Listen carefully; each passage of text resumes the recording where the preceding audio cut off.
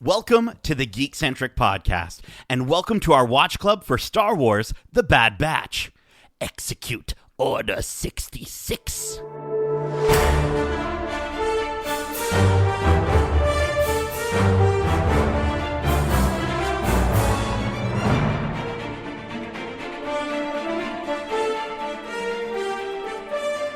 What's up, clones, and welcome to Watch Club. My name is CT0831, but you can call me Hugs. And this is Watch Club for our weekly review series, which is kind of like a book club, but it's way better. Keep in mind, we will be going into full spoilers for this series and Star Wars in general. So if you haven't watched this week's episode, be sure to do so, and then come back in less than 12 parsecs. Now, before we're all mind-controlled through our broken inhibitor chips, let me introduce you to our experimental crew of ragtag troopers. First up, he's taller than a Jawa, smaller than Jabba, and as entertaining as Jar Jar, he's CT1231, also known as Edit. Hey, it's your boy. Coming in to chop things up, I chop see. it, Okay. chop, snippity snap, snippity snap. Is that where we're going with Yeah. it? All right. Well, listen, rounding out our small battalion, we have the dopest, dankest dude on Dagobah, CT1006, but you can call him Joints. Joints reporting for duty. There you go. Yeah. Awesome. That totally works. Welcome that's back. great. How are you guys doing? How are you doing this fine evening? Doing good. Ready to talk about these bad batches. My God. Absolutely. Stoked to get into this this episode and this series. It feels like, honestly, it feels way too long since we've had some wonderful Star Wars animation, and I mean, at least on the animation front, this episode definitely delivers. Yeah, 100%. Totally, yeah. Right? But before we get into things, this Watch Club will be a little different than Watch Clubs we've done before. So if you've tuned in for previous Watch Clubs on, like, whether The Mandalorian or Falcon and Winter Soldier or WandaVision, this one's going to be a little different because, you know, there's so much happening, especially in this extra long premiere episode. And with the format of this series, we're going to try something new. So going through this episode, we're going to go through the major moments and provide our overall thoughts instead of going, like, moment to moment. So before we dive in, I want to know your high-level thoughts. I did the quotation marks for you there, Joints. I want to know your high-level thoughts on the episode titled Aftermath. Joints, take it away. I loved the episode. I thought it was a great way to reintroduce these characters to us and give us a fresh perspective on the Empire just after Order 66. It's so cool. Yeah. So cool. Yeah. I'm so stoked to see more of that, and we definitely got some really cool, I think, remake moments here. I loved how they like remade the opening moments, when the narrator's talking and they show those moments from episode 3, but they're done in like the Clone Wars style. It's just so cool. Edit, what about yourself? Well, Hugs, I got to say, this was as you were saying, very refreshing to be brought back into the animated series. And I think anchoring it with the Order 66 helps solidify where we are in the Star Wars universe and in that story. We knew that this was going to happen, but I think to most of us, I think we were fairly surprised that it was happening so early. But given where the final season of Clone Wars ended, this is fitting, right? Like it's very fitting for us to start here. And they're really going to take us into this new sort of transition of the galaxy where they are turning into the Galactic Empire. So that's what's really interesting is that, you know, we've seen these aspects in Rebels, but this is where we're seeing the beginnings of it. So it's going to be cool, and it'll be interesting to see how this new timeline that they're kind of touching, where else might we see that in future Star Wars properties that are coming up. And it's also cool just to see how they're connecting it even to the things that maybe we have already seen, like bringing characters that we've maybe just been recently introduced to in some of the other series that we've got, and even some of the live action series. So for me, this episode hit really well. It felt like a movie, like an animated movie. It basically we're basically in season 8 of the Clone Wars, and that's totally fine with me. I loved how fast paced they got to the multiple catalysts of the series, and the way they moved from moment to moment felt really good. Very much a setup episode, and I think it could have maybe even been a few episodes, but in particular, starting and ending the way it did really, really worked well for me, and it just got me so excited for more Star Wars stories and seeing more familiar faces. So Cool. Well, listen, as I mentioned, we're going to do this Watch Club a little differently. I'm going to just kind of give you a big chunk of the episode, and then we're going to talk about it. So let's start off here. The opening of the episode took place on Kalar, where we start off by seeing Jedi Master Depa Billaba and her Padawan, Caleb Doom, which is awesome, leading a group of clones against the final attack of the droid army. This is also where we're introduced to Clone Force 99, where they easily take out the droids with spectacular style. In less than 10 minutes into the episode, we see the commencement of Order 66 and the death of Master Billaba. Caleb is obviously devastated, and he doesn't trust Hunter or the rest of the Bad Batch, so he runs away. Crosshair decides to follow his orders and attempts to kill Caleb. When Caleb escapes, Hunter lies to Crosshair and tells him he's dead. Obviously, Crosshair doesn't believe him. So, guys, what did you think of this opening for the series? Darcy, we'll start with you. Well, first off, I thought it was really interesting to see how all the clones received the order. As you saw, like when they're turning on Billaba they're all slowly getting that order and then raising the gun. Yeah. Even to the point where Wrecker mentions that he heard the broadcast after Tech brings it up on all the channels and stuff like that. So this is a clone-wide thing, not just the captains, which clearly has an effect on the show going forward. Yeah.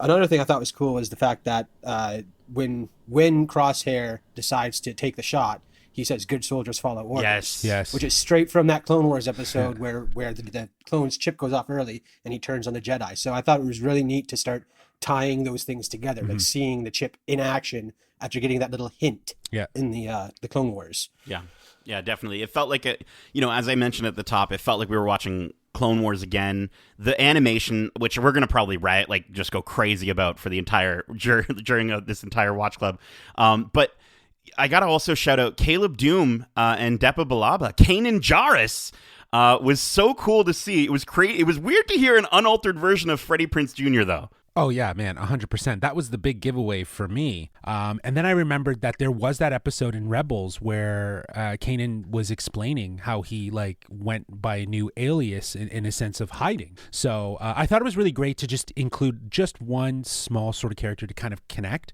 I enjoy those small little Easter egg throwaways that they try to do to say, just to create more of a connectivity between these characters and past characters that we know, because, I think that we'll see that throughout. The show is just these random characters that we might have seen in Rebels or Clone Wars randomly just pop up. And that, I'm okay with that. That at least just creates, another thread of the show. And to Nate's point earlier, this does feel like Clone Wars season 8, and that's fine. Yeah. I think this is the way that you would want to continue that and stay in that world, not necessarily sticking around just the key characters, but moving through the universe. It's very American Horror Story-esque, if you will, like in that sort of vein, not obviously with the same sort, but just focusing on something else that's going on in this galactic world, but still connected. Like an anthology type thing. Exactly. Where each season is like next season will be focusing on a different aspect of this new empire. Exactly. Or something like that. Yeah, it'd be totally cool to see that. Because it'll bring up it's possible that we could see them in future projects in Mandalorian or something like that, right? I think that'd be really cool to see like an old Hunter or something like that. I thought it was interesting that they chose to tell this story again, because in the Kanan comics, they've already shown his Depa Billaba's final moments, and it was slightly different, but I felt like they still managed to carry the same impact and meaning of her death and her last words to Caleb.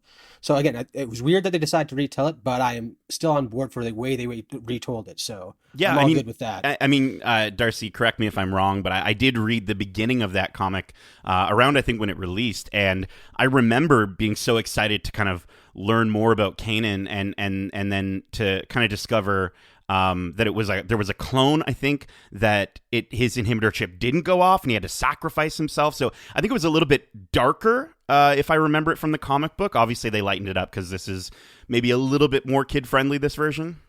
Yeah, I think I feel like they maybe made that change because they wanted him to sympathize or try to sympathize with the Bad Batch, because they're also in the same boat as him where they don't know what's going on. So I understand that change, and I'm totally stoked with how they managed to pull that off. And it brings up the ability for Disney. I think it kind of just says Disney is willing to take from the comics. You know, I think for the longest time, at least up until now, I was under the impression that if I wanted to see those stories, I'd have to read those comics. And while I still encourage everyone to read the comics, they're fantastic, and you'll obviously get a different perspective.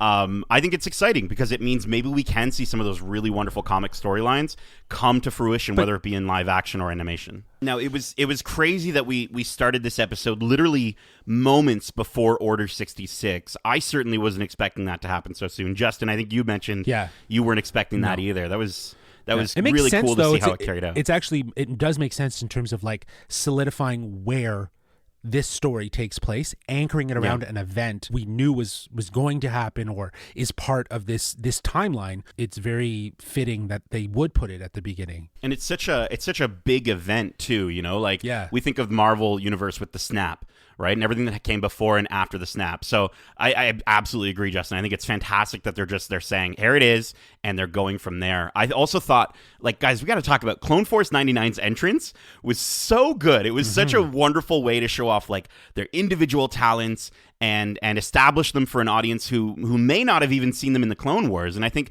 this episode honestly proved to me that I think people could jump into this series maybe not even seeing the Clone Wars. I mean, there's going to be some aspects they won't get, but I think people could do it. If you're wondering if you want to watch this and you're listening to all these spoilers, but you weren't wondering if you want to watch this, I think you could. Well, to the point of what we were just talking about before, with Order 66, even if you're a casual Star Wars fan, I think you might know what that is in terms of the events of the Star Wars canon. So to know that is happening at the beginning in this first episode, right at the beginning of this episode, it'll help lock even those casual people into an understanding of, okay, I know where we are. I feel like that's part of the reason why it was such a long episode, probably, was to give themselves the time to introduce the characters and their unique characteristics, and also set up those plot lines that keep people interested in the story. Very good. Where they don't know any of the characters. Yes. So 100%. I totally I agree with you don't even need to know the Clone Wars lore at all to enjoy the show. Yeah, based off of what you literally just said, Darcy, like, I'm thinking back to the episode, and like, each of the clones really did kind of get their own moment to establish themselves of who they are. And I think to that one moment that we'll get to with Echo sort of freaking out on the bed, and like, you know, for somebody who didn't watch the Clone Wars, then that's going to add an air of mystery to his character, right? So really cool. Okay, we're good to move to the next section here. Absolutely. So then we get to the next section of the episode on Kamino, and we see, which it was awesome to see Kamino again. We see the effects of Order 66 affecting, you know, all the clones. And, you know, we get that remake of Sidious announcing the Galactic Empire. And we're introduced to Omega. We see Tarkin on Kamino, which was awesome to see. And he's there to determine if, you know, they should still use clones in the new Imperial Army. We see Omega's curiosity and stubbornness lead to an awesome food fight, and Echo struggle with the medical droid. The fight in the cafeteria gains the attention of Tarkin, and he has Clone Force 99 tested in a battle simulation that becomes a little bit less of a simulation at a certain point. It gets very dangerous. And our Bad Batch, again, just show off their teamwork abilities, and because of their success, Tarkin orders them to go to Onderon to deal with separatist forces intent on keeping the galaxy at war. Okay, so before we get to Onderon, let's talk about seeing Kamino again. Some incredible moments here with the cafeteria scene, the test chamber, and what did you think of Omega? Justin, we'll start with you. You can answer any of those. Well, I got to say, being taken back to Kamino, yes, loved it.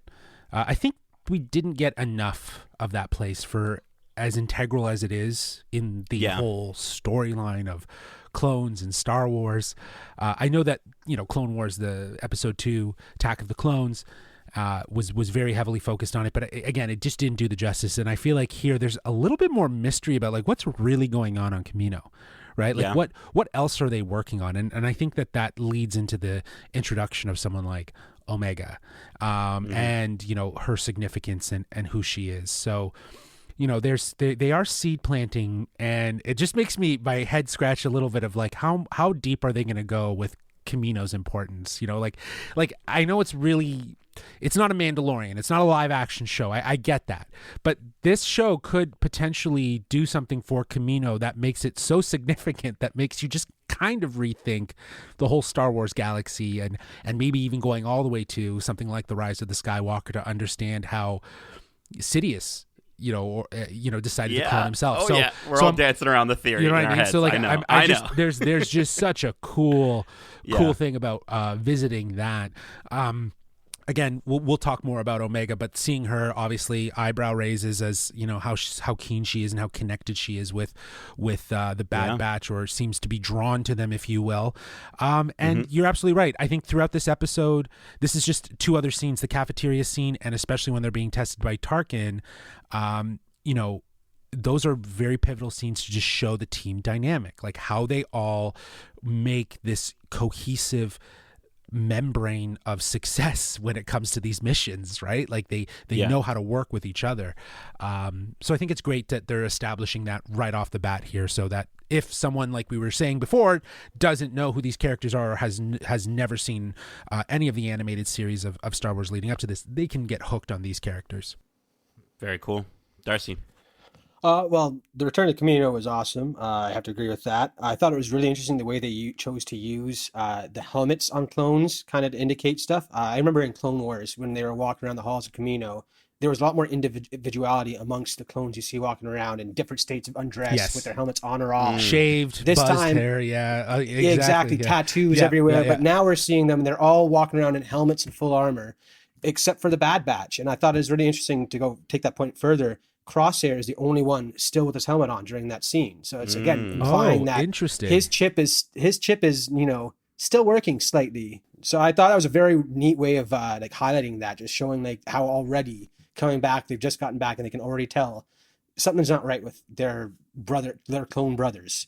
Again, touching on Omega briefly here, I thought she was it was a really cool way to show that she does have some sort of connection to the Bad Batch in her ability to pick them out from a crowd from so far away, and the fact that Hunter also picked up on that. Tarkin's return was awesome. I think it's really cool to show that clearly already they're talking, or his stinginess, it seems, about like cutting off the clone program. Makes you think, are they already planning to build the Death Star and need to have those funds allotted for that alone now? Yeah, budget cuts. Yeah, absolutely. But Tarkin coming back and having that, I 100% agree. Death Star vibes all over it. Yeah, 100%. And I loved all of the scenes that I kind of just shouted out there. And just to touch upon like Omega, and she's voiced by Michelle Ong, who's also from New Zealand. So I think it was just really cool to kind of hear that in her, given that we've got Tamura Morrison, who's the original supposed voice. But shout out to D. Bradley Baker as well, just for nailing, giving all of these characters individual voices. It's just absolutely incredible. And personalities. That you can close your eyes and you know that it's the same person, but you like talking, but you know that they're different characters. Like, it's just so well done. I think, looking at their evaluation scene, I love how Lama Su, I think it was Lama Su or Nala Se, one of them calls them Experimental Unit 99. I thought that was really, really funny instead of Clone Force 99. And I just want to shout out, like, the last time we saw an evaluation like this, it was with Domino Squad in Clone Wars. And it took them an entire episode to get as good as Clone Force 99 here. They just work so well together. And I just have to shout out, that knife throw shot with Crosshair was just unreal. Yeah, I was definitely shocked at that. I was like, oh. It was so cool. And just really quickly, the droids they were fighting here, I gotta ask, Darcy, are those Dark Trooper, like early Dark Trooper concepts? I'm thinking they gotta be Dark Trooper prototypes. Yeah. They totally are. Also talking about when they decide to, switch to live rounds, I thought it was interesting that both the Kaminoans kind of showed concern in that they said, I don't want to damage our clones. They do care about them to some extent, even if they only are as objects. So I thought that was really a neat side of the Kaminoans. Like, again, they do care for their creations, just maybe not so much as like a familial bond type thing. Then we get to Onderon, and Clone Force 99 notices that the separatist forces that they were sent to destroy are not droids at all, but a small band of rebels led by none other than Saw Gerrera. He's back again. Yet again, more Saw Gerrera. Okay. So we see Crosshair frustrated by Hunter's call to stand down. And then we see Saw Gerrera inform them that the Clone War has ended, but a civil war is about to begin. The rebels then leave to reach a rendezvous point after having that discussion with Saw. with the Clone Force 99, and then they discover that they're being spied on. So they take out the probe droid and decide to leave to head back to Kamino. So just a short little visit here. And also Tech informs the group that Omega is actually the 5th enhanced clone, as Echo is technically a reg. And I love how they call them regs. I just think that's hilarious. But yes, Echo is technically a reg, so Omega is the 5th enhanced clone, and now the entire Clone Force 99, they all know it. So guys, Saw Gerrera is back yet again. He seems to show up in so many things. What did you think of his appearance here, Darcy? I don't know if I was wanting more Saw Gerrera, but I guess he is a very important character. Everything. Yeah, he's in every Rebel origin story, it seems. And again, he is important. He seems to be one of the founders of the rebellion that we know in A New Hope, and for sure going forward from there. So I understand why they included him, but I feel like they could have also used any other Rebel person. I would have been, if it was Cham Syndulla, I think that'd be another cool little tie. Yeah. That would have been cool. Stuff like that. But I'm okay with them going back to Onderon, and it has to be soft. You're on Onderon, I guess. So it makes sense. To Darcy's point, I don't know if I was necessarily clamoring for more Saw Gerrera, but it makes sense just to, again, as I was saying before, just dropping these characters that we may have been introduced to as fans of the other animated series, to know the thread. It's and the Filoni-verse, Justin. Yeah, it's the Filoni-verse of Star Wars. Yeah, of course. Yeah.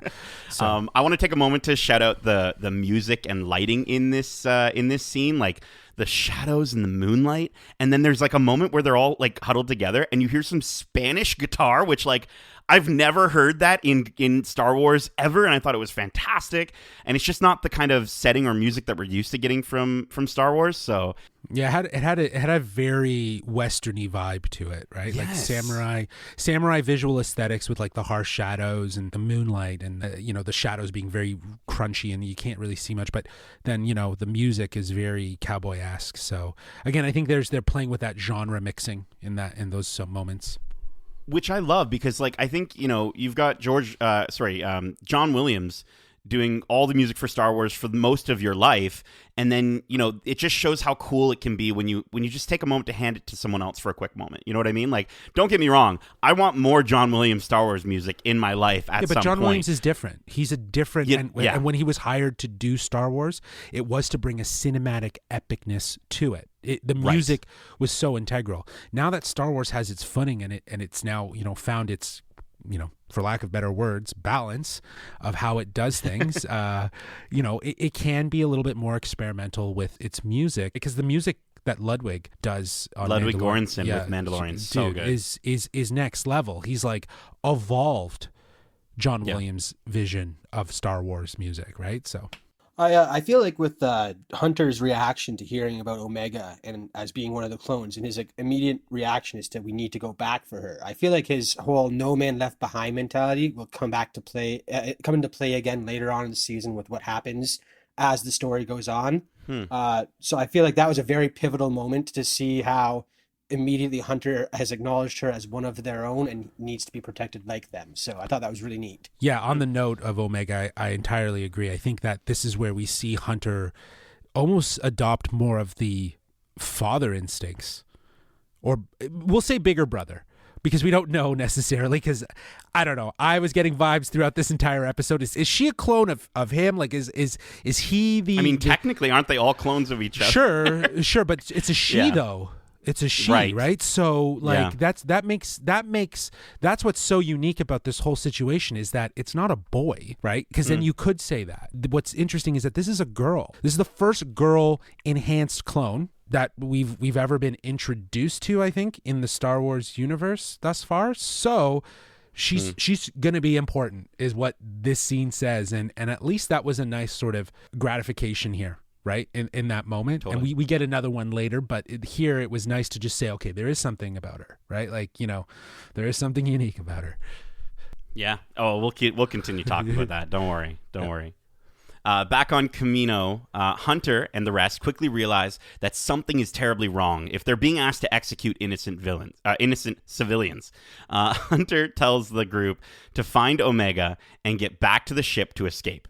they are immediately caught by Tarkin and the Regs, and they're thrown into the brig where where they find Omega, and they offer for her to join them. Crosshair, again, we see him disagree, and he's taken away, and he has his inhibitor chip made more effective as ordered by Tarkin. After an excellent escape from the brig, the Bad Batch and Omega find themselves almost aboard the ship when all of a sudden, Crosshair and a team of clones storm in. Now, we see Nala Se override the doors and help them escape for some reason. Clone Force 99 and Omega escape, get on the ship, and they plot a course for J-19, and the episode ends. So, guys, what did we think of Nala Se helping them escape? And what did you think of the jailbreak and the sort of very obvious betrayal from Crosshair, Darcy? I think that was it Nala Se or Lamassu, whatever one it was. I think it was Nala Se, yeah. Clearly, she has a connection to Omega and cares about her a lot. She seems like she's almost a special project of hers, as is like the rest of the Clone Force 99. So she clearly cares about her well-being. For what reason, we don't know yet. But I think her survival is important to the Kaminoans as a greater whole, especially as later on we see that the Prime Minister is just like, yeah, good, don't tell anyone about what just happened there type thing. So they definitely want to hide something about Omega from the Empire. I agree. They were protecting her, if anything, more than the Bad Batch. Like, I think if push came to shove, and if they had to sacrifice the Bad Batch, they would. But Omega, no. You know what I mean? I think that they were out to protect her. Darcy, you had mentioned some very sort of little moments that you noticed, like in the cafeteria scene with how the visual differences between the clones. And I just really want to shout out another visual moment in the brig that I caught that I just thought was so incredibly adorable, where Hunter is sitting a certain way, and then he sort of shifts his body, and you see Omega do literally the exact same, like she's copying him. It's just so cute.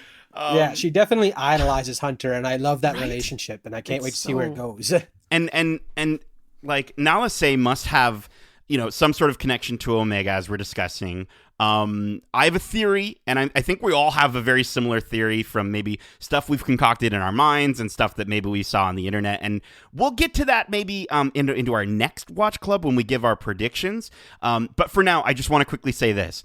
We see the moment in the brig between Omega and Crosshair, and she says it's not his fault. He can't help it.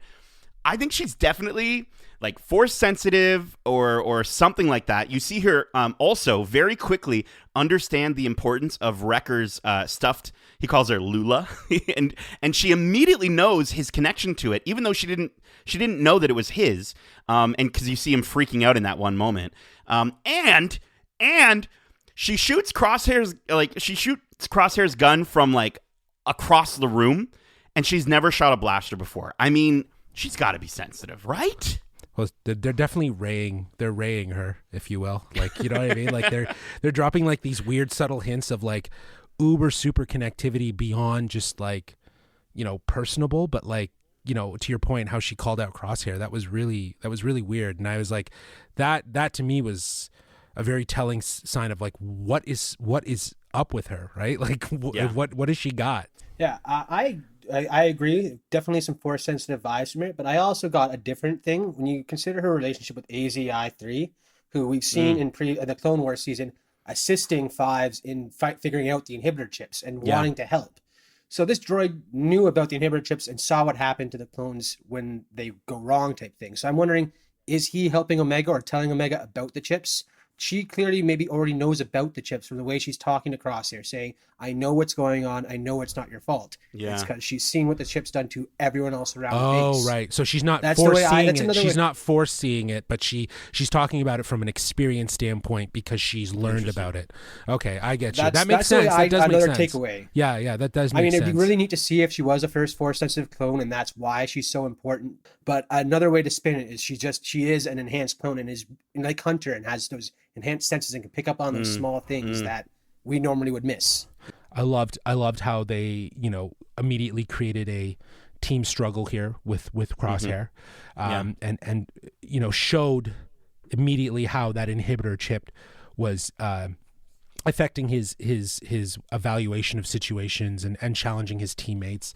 When he walked through, though, with that sniper rifle and they did that reveal, I honestly think, though, this is what we're going to see, is that clones will be leveraged as kind of a special force unit, like a Crosshair, where they are maybe death troopers or like snipers, more tactical, more integral, maybe more leader-esque in the, and maybe that's what we're seeing here is sort of a first iteration through Crosshair that, maybe the Empire won't fully abandon clones, but they'll leverage aspects of it, right? Another thing I meant to mention is the fact that all the clones who we've seen in Clone Wars are exceptional soldiers are starting to miss a lot more shots. And I was wondering, maybe this inhibitor chip is taking away their individuality and their quick thinking that allowed them to excel. Like, they are clones of a bounty hunter who's known for thinking on his feet. If you just created a justification as to why there's such bad shots, wow. Even Crosshair, he shot a knife out of midair. He missed most of his shots during that round. And yes, maybe he's fighting the effects of the inhibitor chip because he doesn't want to hurt his brothers down deep. But I still think that the inhibitor chip is blocking something that makes the clones so effective. That's really interesting. Again, they lose all their individuality. Much more effective without it, right? Yeah, no, wow. It makes sense. Oh, I love that idea. Again, also going back to that no man left behind mentality Hunter displayed, I feel like we potentially a plot point going forward through the season might be him trying to find a way to save Crosshair. Because Crosshair is their brother. He's been through so many battles with them. I can't see him just turning his back instantly. Yeah. No, I agree. I think that's going to be the redemption of the season, potentially, right? Or maybe not. Who knows? But maybe he dies. Maybe they all die. Well, who knows, right? But I think, though, that is a huge part of this is going to be, will they be able to get him back, right? Yeah. Cool. Well, guys, wrapping up our discussion on the plot, I want to know, what are your overall thoughts and final score for this episode?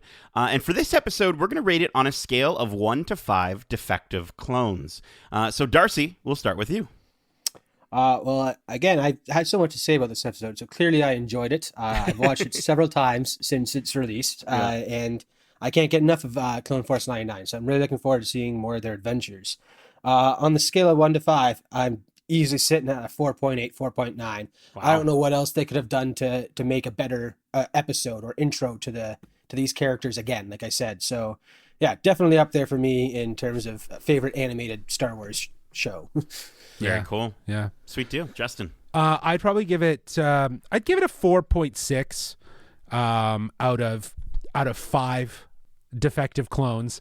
I think that, Darcy, you're absolutely right. This was the best way to introduce us to these characters again. It was also just a great way to reintroduce us to this moment in the Star Wars galaxy and telling this story. So I appreciated that. I think the only things that were really kind of a struggle for me were maybe some of the, like, sometimes it seems very apparent when they kind of lean hard into the kiddish side of, like, just kind of to give that appetite for kids. The music changes, right? You hear the music changes. Sort of thing, right? That's my thing, right? It's not like in Star Wars where it's like, quirky and fun, John Williams sort of shift. It's like, it's very, like, I feel like I'm suddenly watching something for a 7-year-old, or you know what I mean? Like, it kind of feels jarring, and it's a little especially jarring, especially with the characters that they introduce. Like, I love that droid character, don't get me wrong, but I think the way he was implemented in this episode was to remind people that this is still a kid's show, right? Yeah. And that's fair. Okay, interesting. This episode was fantastic. It could have easily been 2 episodes, but I think they wanted to start off with a bang. It was May the 4th, and they certainly did it well. I loved the connections to the universe at large. I love when they mash old trilogy and prequel trilogy, and seeing that collide with Tarkin on Kamino just got me so amped as a Star Wars fan. And as we mentioned, the animation, the music was strikingly beautiful. And I'm just so happy that they're sticking to the look and feel of Clone Wars Season 7. And they're not diverting off like they did with Rebels. I think they had the chance to potentially do that, and I'm glad they're just kind of keeping it so aligned.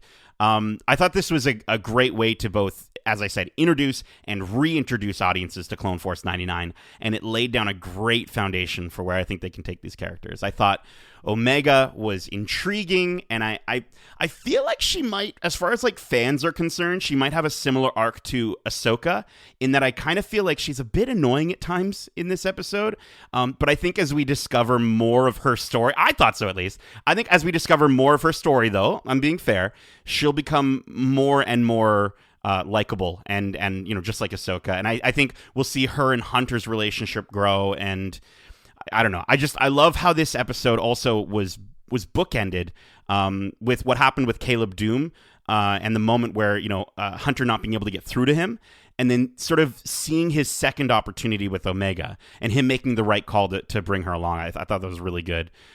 So for this episode, I'm going to give it 4.5. I think they have a chance to do better. 4.5 out of 5 defective clones. I think with the amount of episodes we're going to get with this show, the scores are probably going to be a little sporadic, unlike our previous watch clubs where they've kind of stayed high with our Marvel stuff. I think they're definitely going to dip quite a bit for certain filler episodes, but all I know is I'm just stoked that we have more weekly Star Wars and we get to take a little bit of a break from the MCU before Loki. So that's my call on that episode. Now, usually at the end of these watch clubs, we like to speculate on what we think is going to happen next, but because there are so many episodes for this series, we might actually hold off and actually add this segment when we feel it's really needed. So because we have 2 episodes released so closely together, we're going to add our prediction segment at the end of our next watch club, which will be out very soon. I'm being told by my producers, my editors, yes, very soon by the time you're listening to this. So with that said, that about wraps things up here for our first episode of Watch Club for Star Wars The Bad Batch. We hope you enjoyed this episode of Watch Club, and if you did, make sure to subscribe to us wherever you like to listen to podcasts if you haven't already. And if you want to write into the show with your thoughts or predictions on the show, you don't have to actually have your inhibitor chip removed. Instead, you can just email us. Wait a minute. I can't remember the secret code. Maybe Justin. Your inhibitor chip's not working now, is it? I think that's what's going on. Or you know what? Maybe. How about this, Justin? Execute Order 69. We are Geekcentric at gmail.com. That's we are Geekcentric at gmail.com. It worked. So give us an email. Let us know what you think of Order 69. Okay.